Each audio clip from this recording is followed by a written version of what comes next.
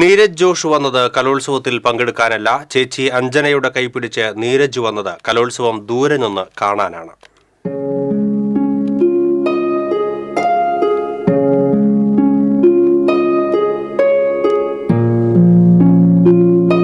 നീരജിന് നടക്കാനാവില്ല, wheel ചെയറിലാണ് യാത്രകൾ.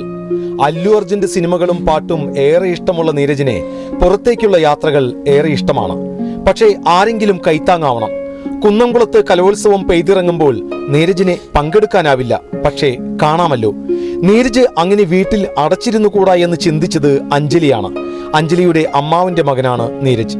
Wheel ചെയറിൽ കൂടെ കൂട്ടി പഠിച്ച ബദനി സ്കൂളിലെ വേദികൾക്ക് മുന്നിൽ അഞ്ജലി എത്തി. പാട്ടിനെ കുറിച്ച് ചോദിച്ചപ്പോൾ അല്ലു അർജുന്റെ പാട്ടുകളോടാണ് ഏറെ പ്രിയമെന്നായി നീരജ്. സിനിമ പാട്ടാണ് കൂടുതൽ ഇഷ്ടം. അല്ലു അർജുന്റെ കട്ട ഫാനാണ്. അല്ലു അർജുന്റെ എല്ലാ സിനിമത്തെ പാട്ടും എനിക്കറിയാം.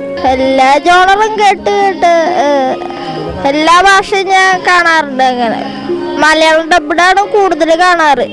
അങ്ങനെ അല്ലു അർജുന്റെ ഫാനായതാ. നേരിട്ട് കാണണമെന്നുണ്ട്, പക്ഷെ പറ്റിയിട്ടില്ല.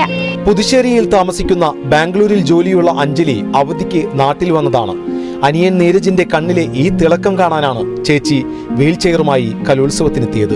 ഞാൻ പഠിച്ച സ്കൂളാണ് ഇത്, 10 വരെ. അപ്പോൾ അവിടെ എൻ്റെ അനിയനെ കാണിക്കണം എന്നുള്ള ഒരു ആഗ്രഹം കൊണ്ട് വന്നതാണ്.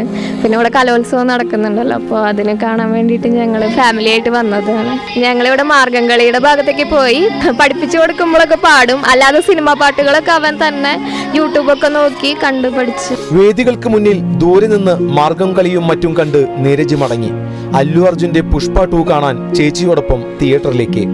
കലോത്സവം മത്സരാർത്ഥികളുടേത് മാത്രമല്ല, കാണികളുടേത് കൂടിയാണ്. നീരജിനെ പോലുള്ളവരെ കൂടി വേദികൾക്ക് മുന്നിലെത്തിക്കുമ്പോഴാണ് കല നന്മയുടെ വിളംബരമായി മാറുന്നത്, യഥാർത്ഥ കലോത്സവമാകുന്നത്.